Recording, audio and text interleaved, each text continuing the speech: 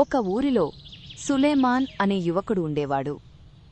అతని ఇంట్లో అతని అమ్మ, నాన్న ఇంకా బామ్మ ఉండేవాళ్లు.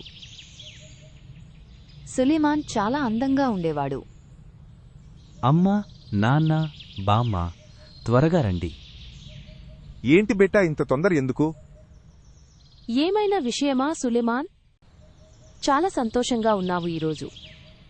అవును బామ్మ, నాకు గవర్నమెంట్ ఉద్యోగం వచ్చింది. మొన్న రాసిన ఎగ్జామ్స్లో మంచి మార్కులు వచ్చాయి. ఎంత మంచి మాట చెప్పావు బేటైతే. అందరికీ స్వీట్స్ పంచండి. ఇంట్లో వాళ్ళు అందరూ చాలా సంతోషిస్తారు. సులేమాన్ని అందరూ అభినందనలు చెప్తారు. అప్పటినుంచి రోజు సులేమాన్ ఉద్యోగానికి వెళ్లేవాడు. ఇలా 2 సంవత్సరాలు గడిచిపోయాయి. బాబూ, మనం మన సులేమాన్కి మంచి సంబంధం చూడాలి. అవునమ్మా, నేను చెప్పాను. నాకు తెలిసిన వాళ్ళకి ఒక అమ్మాయి ఉంది పక్క ఊళ్ళో. మనం వెళ్లి చూసి రావాలి. అలాగే అండి, వెంటనే వెళ్దాము. అందరూ కలిసి అమ్మాయిని చూడడానికి వెళ్తారు.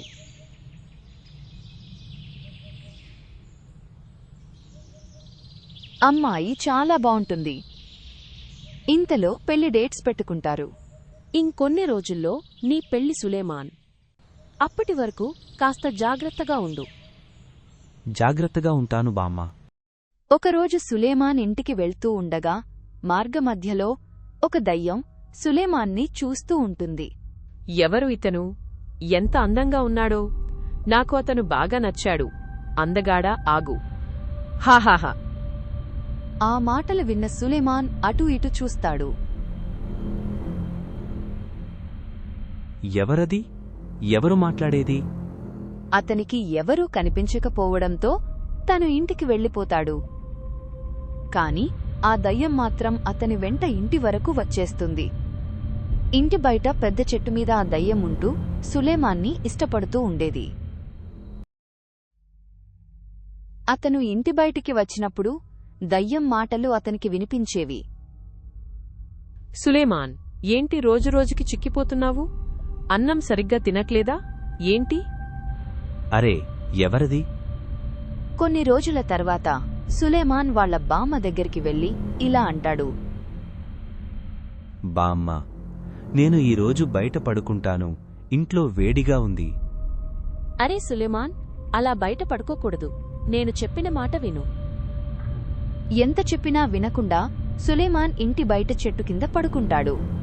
అర్ధరాత్రి దయ్యం రానే వచ్చింది. ఈరోజు నేను సులేమాన్ని నాతో తీసుకెళ్తాను మరియు పెళ్లి చేసుకుంటాను. అలా అంటూ దయ్యం నిద్రిస్తున్న సులేమాన్ని గాలిలో పైకి లేపుతుంది. దాన్ని చూసిన బామ్మ వెంటనే వచ్చి సులేమాన్ని పట్టుకుని మంత్రం చదువుతుంది.